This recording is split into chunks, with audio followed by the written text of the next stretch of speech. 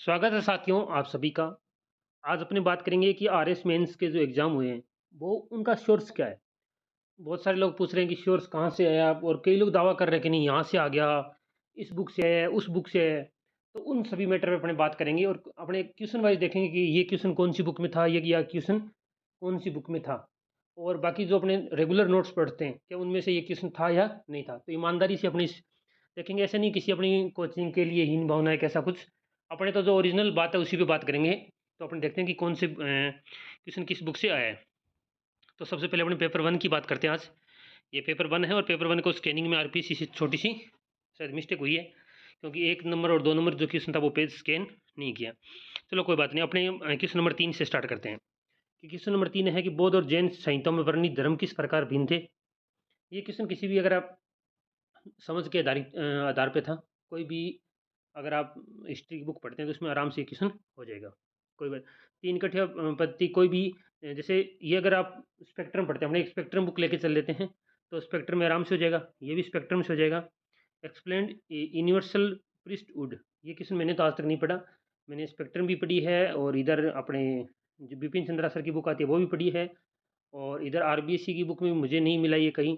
मतलब जो मैंने बुक पढ़ी है कहीं सुना हुआ भी नहीं है, तो शायद ये क्वेश्चन कोई नया ही क्वेश्चन था, नॉर्मल बुक में नहीं है, ना ही नोट्स में मैंने किसी में देखा ये। तो ये एक नया क्वेश्चन था। राजस्थान साहित्य में वात और वचनी का हुकुमचंद जैन सर की किताब में आराम से ये क्वेश्चन है, और बाकी मेरे को लगता है रेगुलर नोट्स हैं उनमें भी ये क्वेश्चन मिल जाएगा। कलाम के नोट्स हैं उनमें भी ये क्वेश्चन है। इसके अलावा जो भी आरबीएससी की शायद जो 10th वाली बुक है उसमें भी ये क्वेश्चन है, तो ये हर जगह लगभग मिल जाएगा, कोई इशू नहीं इसमें। नेक्स्ट है जयपुर पर्जा मंडल, कोई भी बुक हो, राजस्थान हिस्ट्री की कोई भी बुक हो, इसमें क्वेश्चन आराम से मिल जाएगा। आज़ाद मोर्चा का गठन हुआ था, आपको पता है सब। जो हरिश्चंद्र बाबा हरिश्चंद्र के नेतृत्व में आज़ाद मोर्चे ने कहा कि हम नहीं लड़ेंगे लड़ेंगे और भाग लेंगे पार्ट आंदोलन में। और जो बाकी गुट था जयपुर प्रजा मंडल का, वो हीरालाल जो है उनके नेतृत्व में, शास्त्री जी के नेतृत्व में ये कहा कि नहीं हम तो नहीं लड़ेंगे। उनके जेंटलमैन एग्रीमेंट हो गया था मिर्जा इस्माइल के साथ में, तो ये बात अपने को पता है। तो ये तो किस नर्ज है। नैनार और अलवार भक्ति संतों के सामाजिक धार्मिक महत्व को व्याख्यात कीजिए। ये क्वेश्चन कोई भी हिस्ट्री के बुक जिसमें धर्म और दर्शन है, ये आराम से क्वेश्चन मिल जाएगा। थोड़ा सा समझने वाला क्वेश्चन था पर मिल जाएगा। जो अपने टॉपिक दिया हुआ था, हैदराबाद में के भारतीय संघ विलय के मार्ग में रजाकार प्रमुख बाधा थे। देखो ये क्वेश्चन तो हर जगह है कि रजाकार बाधा थे, पर रजाकार कैसे बाधा थे वो एनसीईआरटी में दिया हुआ है। और थोड़ा बहुत अगर एक्सप्लेन देखें तो अपने थोड़ा बहुत एक्सप्लेन है, वो अत्याचार शुरू कर दिए थे उन्होंने, ये सब बातें जो है वो स्पेक्ट्रम में ही लिखी हुई है। तो थोड़ा बहुत एनसीईआरटी से, बाकी स्पेक्ट्रम में भी लिखा, एनसीईआरटी में तो काफ़ी ठीक लिखा हुआ है, पर स्पेक्ट्रम में भी क्वेश्चन है। और बाकी नॉर्मल जैसे अपन पढ़ते हैं कोई भी बुक या नोट्स, तो उसमें एक ही लाइन लिखी थी कि रजाकारों ने अत्याचार शुरू कर दिए थे। तो ये क्वेश्चन भी थोड़ा बहुत मिल जाएगा, कोई इशू नहीं है। दो विश्व युद्धों के कारण राजनीतिक और आर्थिक क्षेत्र में यूरोपीय स्त्रियों की भागीदारी किस प्रकार से बढ़ी? तो ये सामाजिक आर्थिक क्षेत्र में महिलाओं की भूमिका, विश्व युद्ध पे क्या प्रभाव पड़ा महिलाओं का, ये सब दोनों। कोई भी बुक, जैसे मैंने एनसी बिश्नोई सर की बुक पढ़ी थी विश्व इतिहास के लिए, आराम से उसमें दिया है, मतलब इतना कंटेंट है कि आराम से इस किस्म का लिख सकते हैं। एनसी बिश्नोई सर की बुक आती है, और मैं तो 2-3 बार से वही पढ़ रहा हूँ, तो मैंने वही पढ़ी थी, तो है उसमें आराम से। ये राजस्थान के सूर्य मंदिरों का संक्षिप्त विवरण दीजिए। देखो ये सूर्य मंदिर कहीं ऐसे मतलब हेडिंग लेके, तो सूर्य मंदिर मुझे याद नहीं आ रहा, शायद कोई हुकुमचंद जैन सर की कोई बुक में कहीं हेडिंग हो तो मुझे ध्यान में नहीं है, पर आरबीएससी की बुक में नहीं है, किसी के भी नोट्स में नहीं थे। मतलब ऐसे हाँ ऐसा आ सकता है जैसे कहीं नाम मंदिर का नाम दिया और ब्रैकेट में लिखा हो कि ये सूर्य मंदिर है, पर एक जगह जैसे कोई सूर्य मंदिर नाम से कोई हेडिंग हो, ऐसी कोई किताब में नहीं था। हुकुमचंद जैन सर की कोई मुझे कह रहा था कि क्वेश्चन उसमें है, आरबीएससी में तो इस हेडिंग के नाम से नहीं है। वैसे क्वेश्चन है भाई ये मंदिर दे रखा है, इसके नीचे ब्रैकेट में लिख रखा है कि ये सूर्य मंदिर है, वैसा मामला तो कई जगह पर। तो भी 10 नंबर का क्वेश्चन था, तो अपने को खूब डिटेल चाहिए थी, इसके लिए उस हिसाब से किसी भी नोट्स में नहीं थे। और हुकुमचंद जैन सर की जो पिछली किताब आती है उसमें ये मिल जाएगा। बाकी नोट्स में, कलाम के नोट्स में भी शायद नहीं थे, नाम ही लिख रखा था और कुछ नहीं था। बाकी भी नोट्स में जो कोचिंग स्प्रिंग बोर्ड वगैरह समेक वगैरह उनमें भी शायद नहीं है।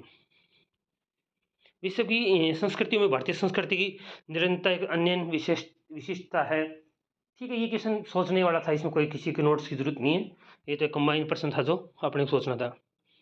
मौर्य जो स्तंभ है वो देश मूल के हैं, एनसीईआरटी में लिखा हुआ है अच्छे से, जो 11th क्लास वाली फाइन आर्ट की बुक है। इसके अलावा आर्ट एंड कल्चर की शायद कोई भी बुक आपने पढ़ी हो, तो उसमें मौर्य काल की जो स्तंभों की विशेषताएं हैं वो आपको पता ही होगी कि ये कैसे उस तरीके से अलग थे। वे पत्थर एक पत्थर से बने हुए होते थे, उस पे लेख लिखे होते थे, और जो उधर बैक्टीरियन में जो बने थे, उनमें क्या है, वो पत्थर जोड़-जोड़ के बनाए होते थे, महलों के बाहर लगे होते थे, और ये तो अलग-अलग जगहों पे जिसमें स्तंभ बनाते थे। ये सब बातें एनसीईआरटी में लिखी हुई है, जो 11th क्लास वाली फाइन आर्ट की बुक है। इसके अलावा जैसे मेरे पास हमें बहुत पहले मैंने एक बार एक क्लास ली थी आर्ट एंड कल्चर की, जय पूनिया सर है उनकी, उन्होंने अच्छे से लिखाया था, और मुझे सच बताऊँ ईमानदारी से वहीं से याद था ये।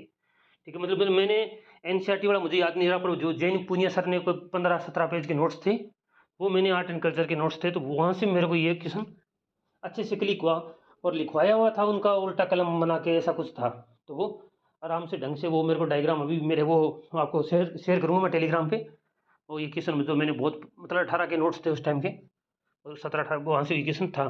तो कुल मिला के लगभग था। उन्होंने इवन डिफरेंशिएट उन्होंने भी नहीं किया था उस टाइम। हमें जो मैंने लेक्चर देखा था, शायद कहीं से देखा मुझे याद नहीं, पर उन्होंने जो लेक्चर था उनका, उसमें उन्होंने डिफरेंस नहीं बताया था, उन्होंने लिखाया था कि ये अपनी इसकी क्या विशेषताएं है। एनसीईआरटी में डिफरेंस दे रखा है ये। नेक्स्ट है कि यूरोपियन औद्योगिक क्रांति में अंततः नव साम्राज्यवाद को जन्म दिया। अगेन एनसी बिश्नोई सर की बुक में ये हेडिंग ही दे रखी है कि औद्योगिक क्रांति से नव साम्राज्यवाद को बढ़ावा मिला रही है, वो सब बातें इसमें दे रखी है। ये थोड़ा सा पर्सन औद्योगिक क्रांति और ये सब चीज़ें रिलेट कर रही है, औद्योगिक क्रांति से कैसे बाद में अफ्रीका की लूट वगैरह ये सब स्टार्ट हुआ, ये सब बातें इसमें दे रखी है। अब बात करते हैं अपनी इकोनॉमी की। तो मोटा मोटा बात करें तो लगभग किस्म जो सभी नोट्स में थे, या वो किसी भी नोट्स में नहीं थी। इंडियन इकोनॉमी की बात करते हैं। इंडियन इकोनॉमी की जो मैंने सोर्स पढ़ा, मेरे पास एक तो बुक थी मनमोहन शर्मा सर की, ठीक बुक है मनमोहन शर्मा सर की, कोई इशू नहीं है। इसके अलावा क्या मैंने थोड़े से पहले मृणाल के नोट्स पढ़े थे, मृणाल सर के जो नोट्स आते हैं वो जो इंग्लिश में थे पर पढ़े थे मैंने, और उसके अलावा मैंने खुद के नोट्स बना लिए थे, तो ये सब काम था।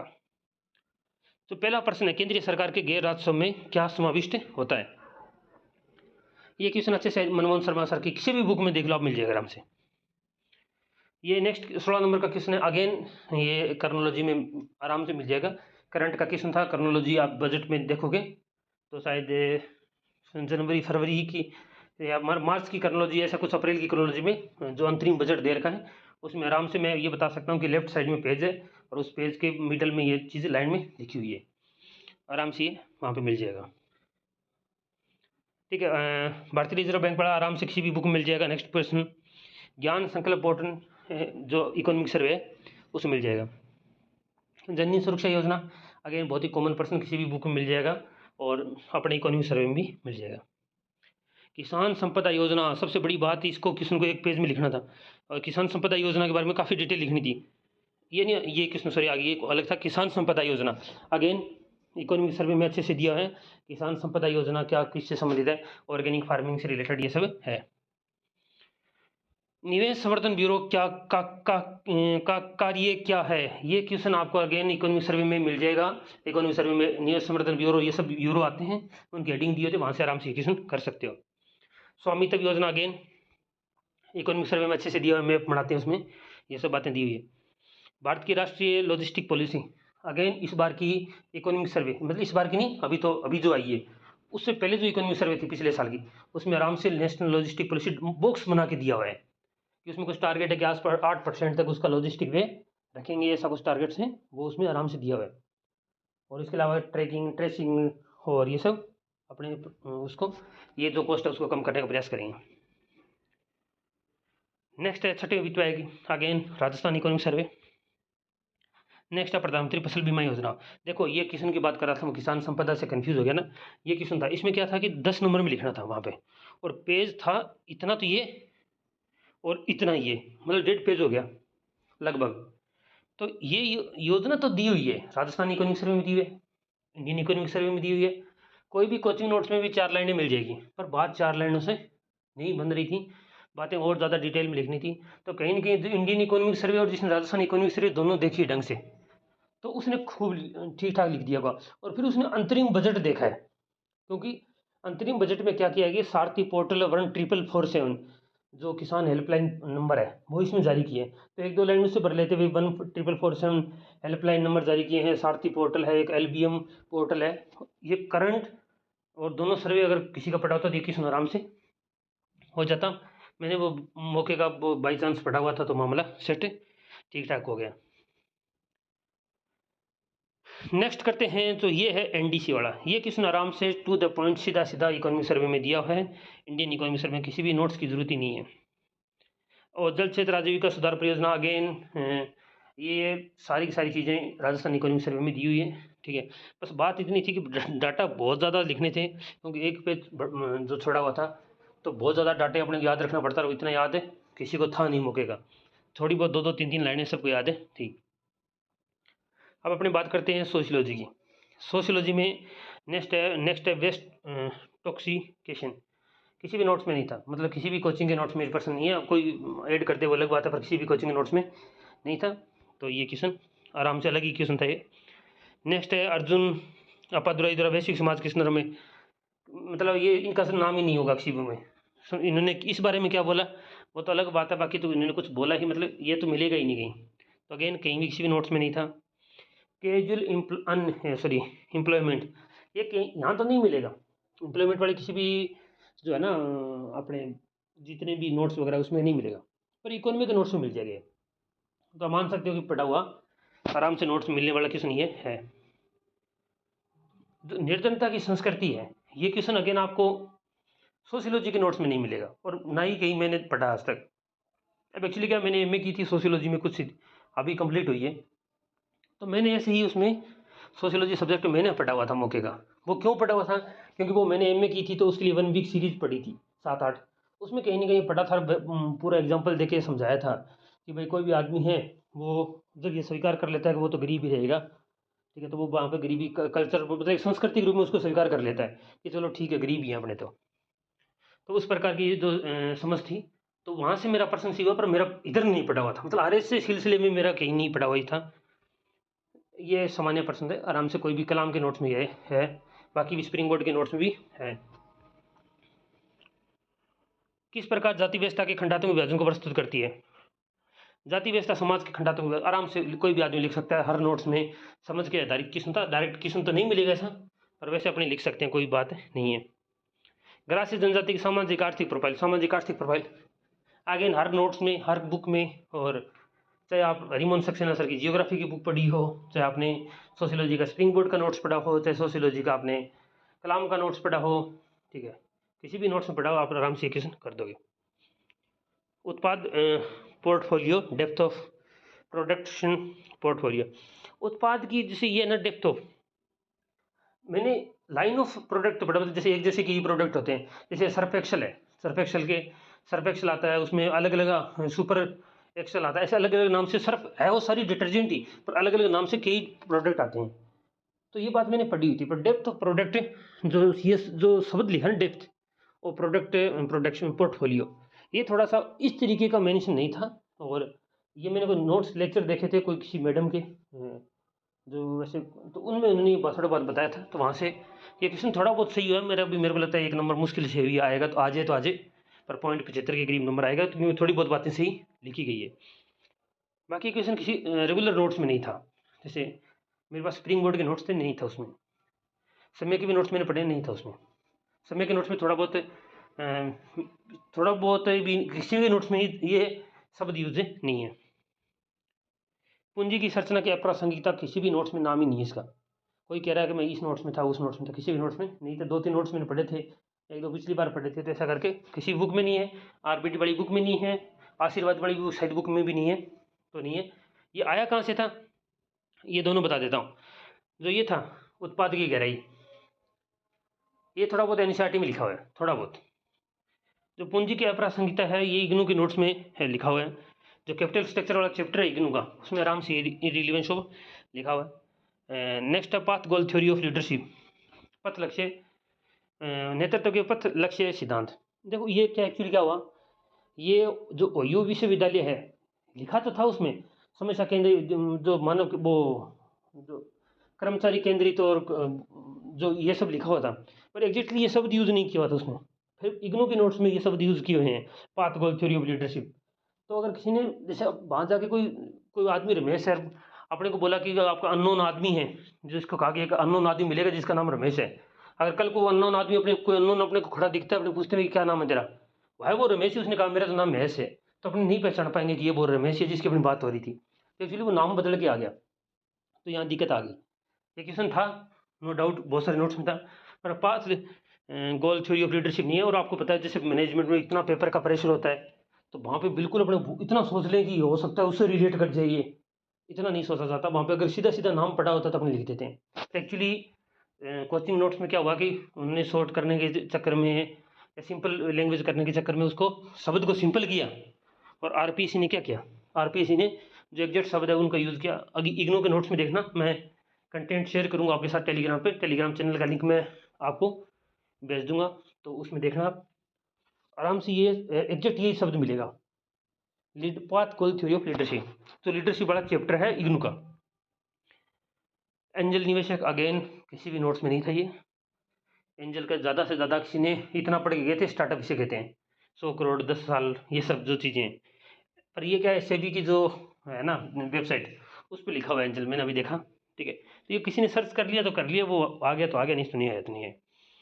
अगेन माइस, मुझे इतना पता था कि माइस को इन्हीं स्टार्टअप बढ़ाने के लिए कोई प्रोग्राम है, वो भी मेरे को कोई नाइस पता था, माइस पता नहीं था मुझे। कोई नाइस पता था क्योंकि नाइस है कोई कोई सा प्रोग्राम होता है जो स्टार्टअप बढ़ाने का काम करता है, तो मैंने उससे रिलेट किया, है वही, पर इसकी फुल फॉर्म मुझे भी वहाँ पे नहीं आई, और ये प्रश्न कहीं भी किसी भी नोट्स में नहीं था। और ये है नेक्स्ट है 3 आवश्यकता सिद्धांत। 3 आवश्यकता सिद्धांत ये किसी भी नोट्स में नहीं था, ठीक है। और ये कई लोग कह रहे हैं ईआरजी थ्योरी थी, नहीं थी, ईआरजी थ्योरी है। ये ईआरजी थ्योरी से इसका कोई लेना देना नहीं है, जो एल्डेरफर ने दी थी। हाँ, 3 आवश्यकता सिद्धांत वो कैसे होता है, वो अगेन इग्नू के नोट्स में ये आराम से दिया हुआ है। नेक्स्ट आरबीआई के अनुसार एनबीएफसी की डेफिनेशन, किसी भी इतना बता रखा था एनबीएफसी होती क्या है सभी नोट्स में, पर इसके प्रकार क्या होता है किसी ने नहीं बताया था। नेक्स्ट ऑडिटिंग, हर किसी के नोट्स में मिलेंगे, स्प्रिंग बोर्ड, कलाम, सम्यक, नियंत्रक माले का परीक्षा के कोई 4 करते हुए, हर नोट्स में मिल जाएंगे। अंतर्राष्ट्रीय एक्सटेंशन ये भी मिल जाएगा लगभग, ये भी मिल जाएगा। नेक्स्ट पर्सन 45 नंबर शून्य बजटिंग वाला, 46 वाला भी प्रशासनिक सुधार आयोग के द्वारा की सिफारिश के अनुसार निष्पादन बजट के, इसकी सिफारिश के अनुसार निष्पादन बजट के 2 उद्देश्य, ये एग्जैक्ट किसी भी नोट्स में नहीं मिलेगा। और इसमें देखना आपको नंबर मिलने मुश्किल है, क्योंकि उसने एग्जैक्ट ऐसे नहीं पूछा निष्पादन बजट के उद्देश्य क्या है, इसने पूछा कि प्रशासनिक सुधार आयोग के अकॉर्डिंग क्या है। ये किसी भी नोट्स में नहीं था। लोगों को लग रहा है कि हमने सही लिख दिया, पर वो ऐसा नंबर देता नहीं है, क्योंकि उसने सीधा सीधा पूछा है कि प्रशासनिक सुधार आयोग के अकॉर्डिंग बताना है। वित्तीय विवरण विश्लेषण की 5 तकनीक हर नोट्स में है, और ये क्वेश्चन है वो किसी भी नोट्स में नहीं है। अगर कोई कहता है कि हमारे ये सिखाया था वो सिखाया था, तो कुछ नहीं था। देने वाले को जमा करते हैं, लेने वाले ये करते हैं, जमा पक्ष नाम पक्ष, इतने से ये क्वेश्चन नहीं हो रहा था। थोड़ा सा इसमें प्रैक्टिस मांगता था, प्रैक्टिस किसी ने नहीं की थी, ना ही कोई क्वेश्चन ऐसा तो नहीं था भाई किसी ने ऐसा नहीं कहा भाई किसी ने ये नोट्स में न्यूमेरिकल डाल रखा हो 2-3 और उसे सॉल्व हो जाए, तो ऐसा कुछ नहीं था। ये किसी के नोट्स में नहीं था, किसी को दोष देने से कोई मतलब नहीं है। तो कुल मिला के ये शोर्स इसमें थे। हिस्ट्री के लगभग अपने मान के चले गए ट्रेडिशनल शोर्स थे। इकोनॉमी के सारे इंडियन इकोनॉमी राजस्थान इकोनॉमी से आगे, सर्वे से 1-2 ट्रेडिशनल क्वेश्चन थे जो नॉर्मल बुक से आगे। अगर सोशियोलॉजी की बात करें, सोशियोलॉजी ठीक ठीक आ गई ट्रेडिशनल तरीके से, 1-2% बाहर आए। मैनेजमेंट लगभग से बाहर आई, किसी भी नोट्स में नहीं थी। और ऑडिट अकाउंटिंग है वो ईजी आई, हर के नोट्स में थे। तो ये इस तरीके का ये पेपर था। बाकी आपके कोई डाउट हो तो आप कमेंट बॉक्स में ज़रूर पूछ सकते हैं। Thank you very much for watching us.